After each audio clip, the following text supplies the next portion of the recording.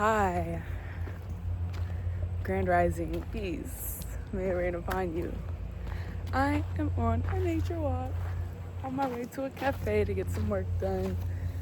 And can this zoom out anymore? Because wow, I have to hold my arm up so high. I have been on a little hiatus. I was in Brazil for 3 months.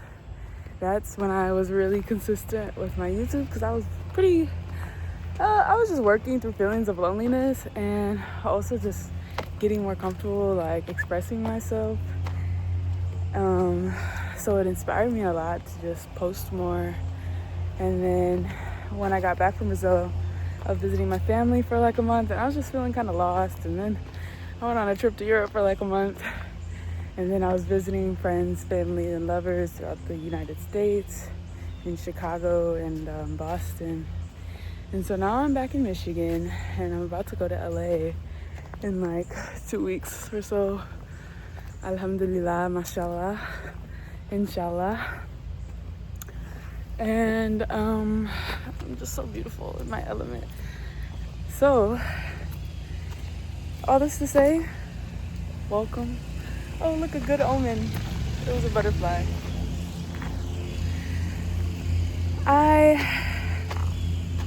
I'm reading a book called When God Was a Woman. And last summer when I went to Ghana, I was actually listening to a recording of this book I really liked called, I'm gonna butcher the name, but the Ancient Sybils, the Ancient Prophetesses, the Sybils, the Ancient Prophetesses of Mami Wata, and the African Ancient Prophetesses. I'm sorry, guys. But if you look up those words, it'll pop up. It was written by Mama Zogbe. Oh my gosh, reading about ancient stuff is so funny because I'm reading this book, which is also about like similar time period, and it's really like a more academized, I would say, perspective of what those prophetesses were inspired by. I think I could walk down here. And I just love reading these books because they really just bend my perspective on what is reality and society. So I grow up in a very patriarchal society, but then we're also like championing for gender equality at the same time. And so now in America, we live in this really bizarre time of like post-Me Too, where like men are afraid to be patriarchal, but we still live in a patriarchal society where they still benefit and receive power from such institutions. I'm probably just walking in someone's backyard, but it's fine. So all this is deeply challenged by the idea of, I just saw a groundhog, by the idea of goddess worship and how this tradition is significantly older than the Abrahamic religions. No tea, no shade. And as someone that really values appreciating and respecting all religious traditions, I think it's my responsibility to learn about this mother goddess tradition and just see which parts of it resonate with me. All this to say, in the Sybils, she was a lot more like opinionated, and it was like a very emotional reading, and I really loved it because it was almost like a Black women, we need to stand the fuck up because we've been running the world and they're trying to convince us otherwise. Meanwhile, this book is more like when she makes a lot of bold claims. So I kind of wanted to just summarize what I've learned so far to help myself retain it and to also just spread information. So in the beginning of the book, she discusses how we live in like a pseudo-atheistic society, or especially like we claim that our world is secular. It's not, but that's what she kind of harps on, is that we live in a society that values like separating this God from the state. However, the traditions and rituals of Abrahamic religions are deeply ingrained into the state, such as patriarchy. It's not a natural thing. And then like obviously that's kind of the point of things like eugenics and the science, which is why I be having mixed feelings about science in general. But obviously I love learning about the innovations of science, quantum physics, whatever. Getting distracted. So I also hope I'm going the right way, but there's never a wrong way you can go. So she's talking about how we live in a pseudo-atheistic society. However, we're still subscribing to patriarchy, which is a foundation of the Abrahamic religions that was not a part of goddess worship. And so she kind of makes this claim. It's like a really interesting philosophical idea, because if you're more like religious or spiritual, obviously you would say like God or the goddess came first, and then it was her followers and the traditions that would be of that. But she kind of makes this argument like back in the day before science, when women would become pregnant, they didn't know that it was because of a seed planted by man, and therefore societies largely just saw women as the life force givers, the creativity givers. And then she also claims that agriculture was created by women. But then that also goes into, I think that depends on a stereotype that has been challenged by other things that I've read, of hunter and gatherer societies, that men were hunting and women were gathering, and then the gathering led to agriculture and domestication, and therefore women created farming. That's her claim.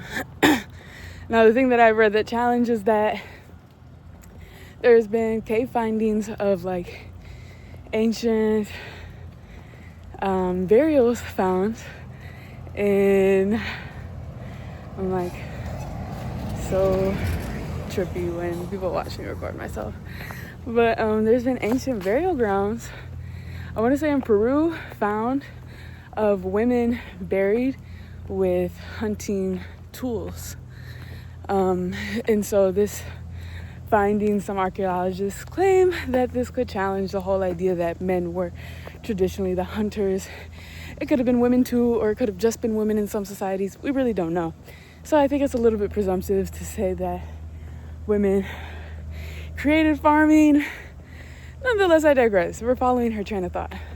So we follow the hunter-gatherers is gendered, and then we go into that agriculture is also gendered, and then women create farming. So if women are the farmers and they're also creating life, that they own everything, like that they own like the means of production and that men are really in a subservient role in these ancient societies, which is interesting because that's kind of what the ancient Sybils of Mami Wata discuss as well. That she doesn't really give timelines either. I really wanted to read this book, but I only listened to a reading of it on YouTube. But she makes this claim that, like, in the beginning in Africa, black women were running shit, and then the men became envious and they fought against the women. And then she makes this bold claim that because the black men were fighting against the black women, that eventually that's what caused black oppression, and that like for forsaking the goddess, like that black people as a whole would suffer. That was her claim. Hot take, I know, but something else that I just really love about playing with these ideas that we're told of what is history is that any of it could be true. You really don't know. You could say the Bible says this, but then you could find a piece of text that's even older than that says the exact opposite. Even the Bible contradicts itself a lot, which really goes again into this idea of how fluid history is and how all of these ideas can be played with. All this to say, open your mind, like reality stands on the past, but we really have no idea what was happening. And furthermore, even for me to say I'm reading all these texts are largely collected from the bourgeois of the society from that time, because it's like whose works are most worthy of remembrance or whose are the most well preserved. So keep all this in mind whenever you're exploring the fun that is history. So back to her arguments. So she claims that women were seen as like the creative force, and therefore, because women didn't really know, or because society didn't really realize that men were planting the seed of pregnancy, they kind of just thought babies just came from like fertility rituals and from the goddess. They then decided to have they practice matrilineage. I think I'm saying that word right. There's a lot of big words, and it's so funny to read because I'm like, damn, my brain is just scanning past this, especially like the old words and like the old words or the old names of things. And I'm like, oh God, Eophiphilus, Dicriditis, just a bunch of words. And I'm like, damn, because she explores, it's really interesting, she explores it in a lot of the uniqueness and variety of the ancient cultures, particularly in what we would consider like the Mediterranean today.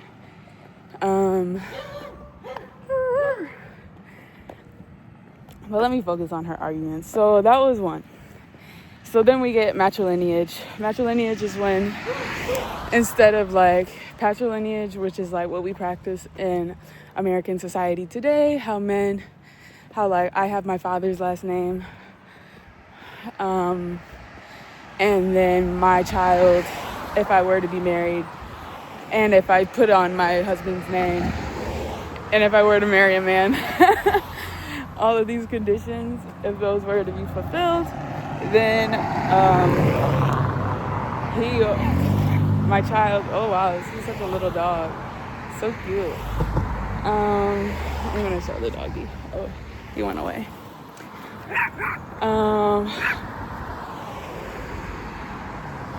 If we follow this idea, then all of land rights are upheld through the man's lineage. But she argues that in most of the old worlds, it was matrilineal, and that she kind of argues that patrilineage is a new concept, largely from which I'm excited to read more about because I'm kind of confused. But she argues that like the Hebrew tradition was very sexist, and that following the god Yahweh was like kind of like breaking news at the time, because most cultures, especially in that area at this time period, were following the goddess religion. She argues that like the goddess religion was like 25,000 years old. Meanwhile, like the Yahweh tradition began to have predominance around 2000 BC. So that's like 4,000 years ago. And so after she makes this claim about matrilineage, she's like, so what were these societies like for women if all wealth and possessions are passed down through the feminine lineage? And she basically she visits different societies, right? Ooh, I wish see, this is why, even though I'd be wanting to glance over the names, because because I'm not familiar with them. So she talks about Sumer, the Canaanites, the Hebrews, Egypt, all the different islands of Greece, Aeolians, Aegolians. I'm not even going to try to keep going because I've really been glossing over them. However, in one of these societies, she claims that women were like they would give birth and then immediately they gave their babies to their husbands to take care of them, and that the women went to war and were always working, and that essentially it's like today but the exact opposite, which I just thought that was so funny to imagine. Because to what extent would that affect what we define to be feminine and masculine, right? So in the Western world, so in general, in the world and in spirituality, there tends to be this definition of masculinity and femininity, and not to express the difference of gender, but rather the polarity that we perceive in our observable universe. So what I mean by this is like there's hot and there's cold. Maybe in some traditions, I'll say, like, from my perspective of things that I've read, I would probably say the masculine is hot, the feminine is cold, active and passive. And the masculine is active, the feminine is passive. What's one more good example? The feminine is receptive and the masculine is proactive. I think maybe that's too simonious, but let's go with those words. Receptive and proactive. So that's how we characterize the feminine. And then, people try to reinforce these narratives by saying like, oh, a woman should stay at home. She needs to, or like women don't really need to work.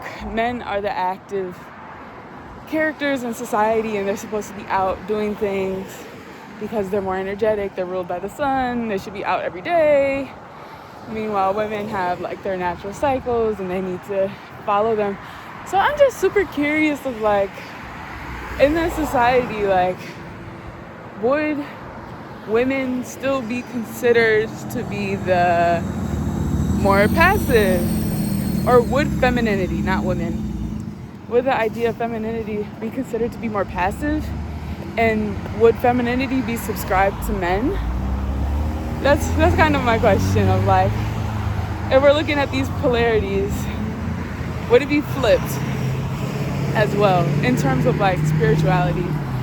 But in general, in a lot of like spiritual traditions, there's this grand argument that the true poles need to be unified and into one.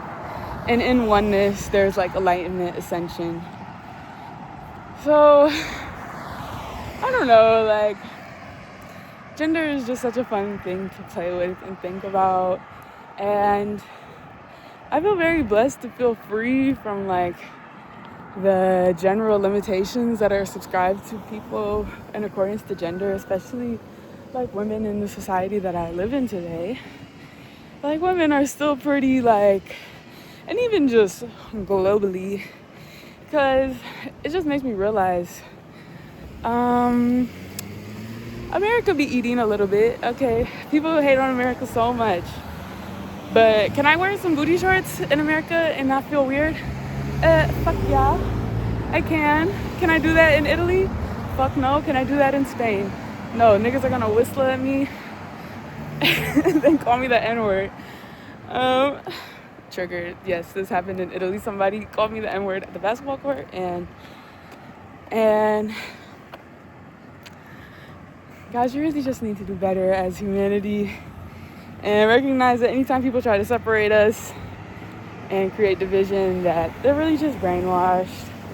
And it's okay. We're all growing at our own rates, and it's beautiful. It's a beautiful life. We all get to live here on this beautiful earth.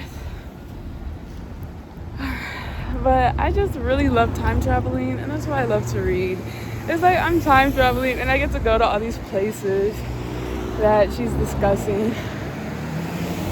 So that was like pretty jaw-dropping. I was reading that as I was going to sleep last night.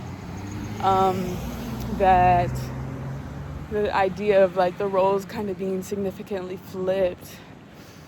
And most recently this morning I was reading as well, and I finished that chapter, and she kind of ends talking about she talks about legal rights of women and how it significantly differs in each society. So in the places where like the roles are flipped, like women own property, and then she also talks about the repercussions for things like adultery. So this is pretty interesting. And like Sumer, I think, yeah, let's say Sumer. You know what? I don't want to spread misinformation.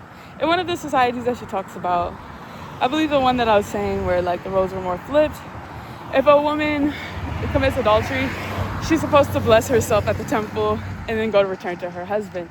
If a man is away at war, in another society, if a man is away at war for a long time, she has a baby from another man. When her husband returns, he's supposed to take her in and the baby and just accept that. But then in Assyria or Babylonia, can't remember, might be mixing these up,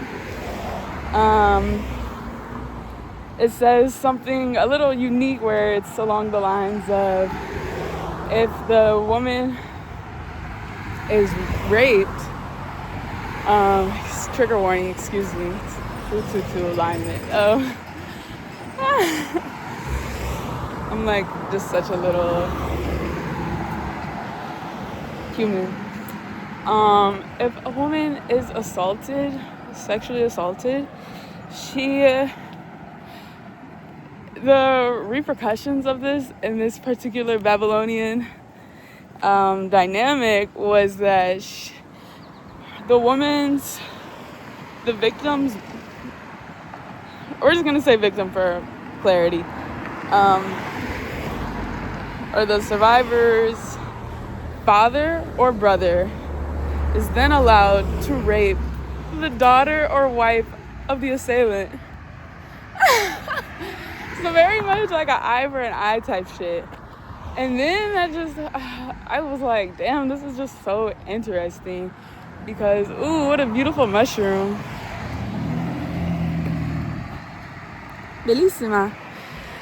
Because then it was just making me think about like how like, well, in our society we're generally told to not trust women, right? We're told to doubt them. Women believe women more, right? But men are like, she could be lying, she could be looking for a check.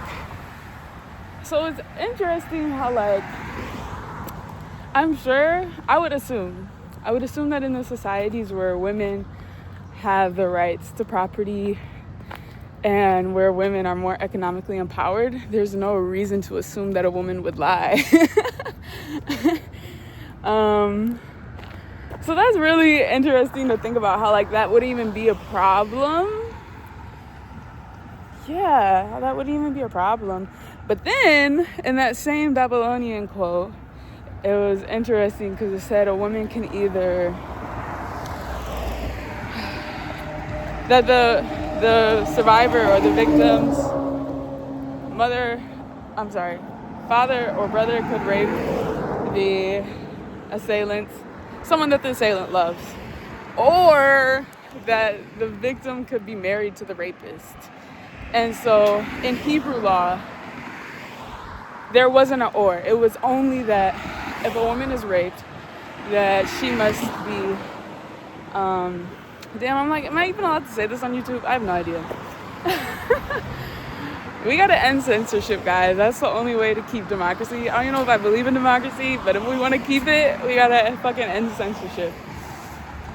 But if a woman, side note, resuming, if a woman in Hebrew times or in the Hebrew state is assaulted, then she must marry her abuser.